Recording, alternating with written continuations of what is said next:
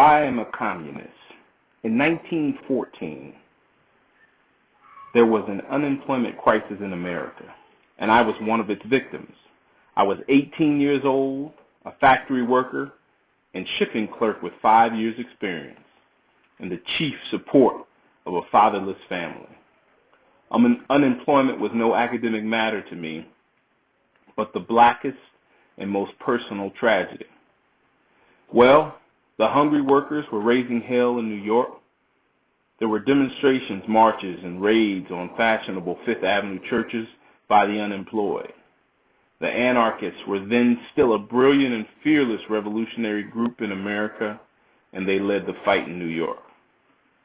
I blundered into a big Union Square meeting where Alexander Berkman, Emma Goldman, Leonard Abbott, and other anarchists spoke.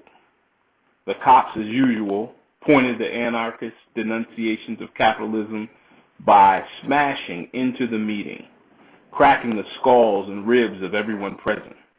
I saw a woman knocked down by a beefy cops club. She screamed, and instinctively I ran across the square to help her. I was knocked down myself, booted, and managed to escape the hospital only by sheer luck. I have always been grateful to that cop in his club. For one thing, he introduced me to literature and revolution. I had not read a single book in 5 years, nothing except a sporting page of newspapers. I hadn't thought much about anything except baseball, jobs, food, sleep, and Sundays at Coney Island. I was a prize fighter fanatic, an amateur boxer. Now, I grew so bitter because of that cop that I went around to the anarchist fur school and discovered books. I discovered history, poetry, science, and the class struggle. Nobody who has not gone through this proletarian experience can ever understand the fever that seized me in the next year. I read myself almost blind each night after work. My mind woke up like a suppressed volcano. I can never discharge this personal debt to the revolutionary movement. It gave me a mind. And I think I can understand what the Soviet state means today to millions of grateful Russian workers and peasants. It has given them a mind. I was an anarchist for several years. The poetry, the strong passions, and naive ideology of that movement appealed to the literary adolescent. I found a job as a night porter at the Adams Express Company Depot on West 47th Street. I wrestled big trunks and half-ton cases from 7 at night until 7 the next morning. I sweated, but in my mind I lived in the idealistic world of Shelley, Blake, Walt Whitman, Kropotkin, and I was a revolutionist, but it never occurred to me to do anything about it. Nothing really was demanded of me. It was the IWW who made me conscious of the proletarian basis of the revolution. I left New York and had some road experiences and was present in several wobbly strikes. The history of this heroic organization has still to be written. It is decadent now, but among the finest veteran leaders of American communism are those who went through the IWW experience. Bill Haywood, William Z. Foster, Bill Dunn, Earl Browder, Harrison George, and others.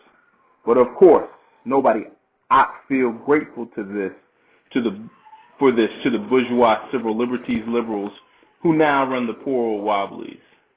The war came, the Russian Revolution. I was against the war. I was 100% with the Bolsheviks.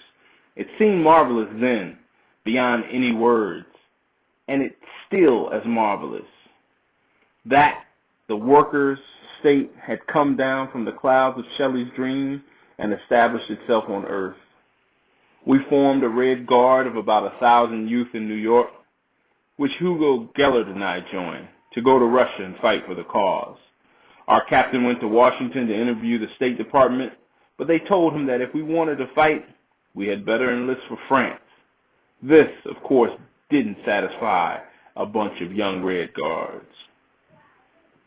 And now I will end the autobiography by saying that the Russian Revolution forced me to read Lenin.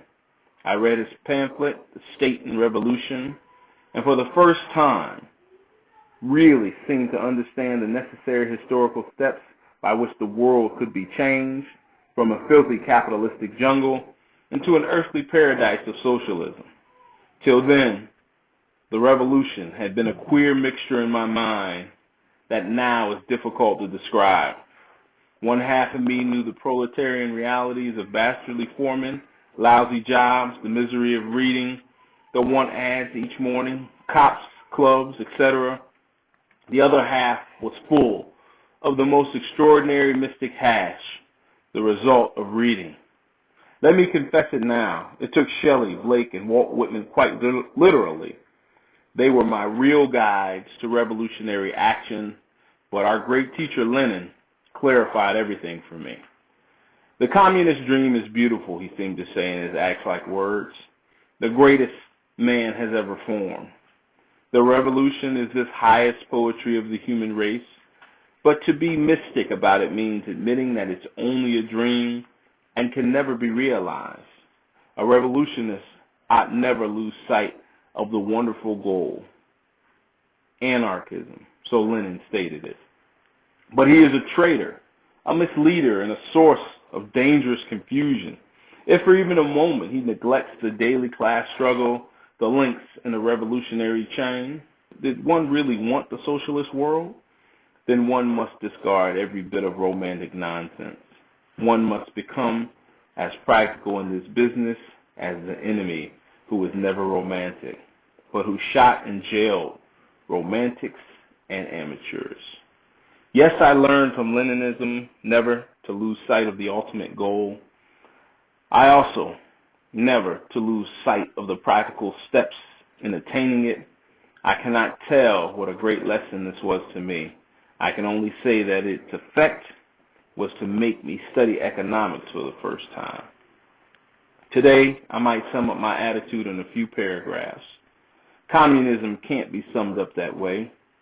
It is a new world larger than that found by Columbus, and thousands of poets, economists, literary critics, and above all, workers are mapping it out and creating its history.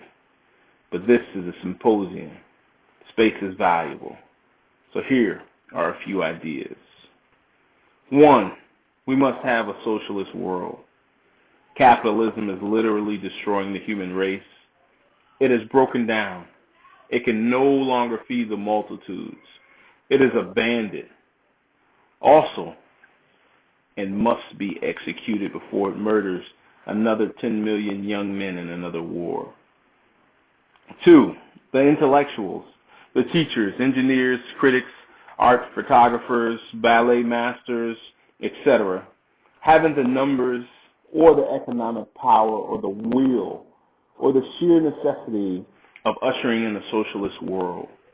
Only the working class satisfies these requirements. To free itself, it is forced to bring in socialism. The intellectuals have favored servant status in capitalism, and their chief aims will remain fascist. Like good flunkies, the majority of them will remain incorrigibly loyalists. They will try to patch up the master's falling fortunes. They will invent planning schemes or elect Norman Thomas as president to stave off a revolution, a socialist revolution. They will flock around a Woodrow Wilson, a Franklin Roosevelt, and then a Mussolini, yes. They will haunt saviors for capitalism. We know too well these liberals who are liberal in America, but now may be found in the fascist ranks of Europe and the Orient. Perhaps 10% of them will really want socialism and will join the working class ranks and help enormously. But this will be the cream of the intellectuals. 3, only the working class can bring in socialism, the one political problem of our time. Therefore, is how the working class can be organized and led to the conquest of the state and to socialism. There is no other problem. 4, Many groups have fought for this leadership. By now, history has given all of them a chance. At power. And it is possible to state exactly what will bring in socialism. The anarchists may be dismissed in a small moribund sect.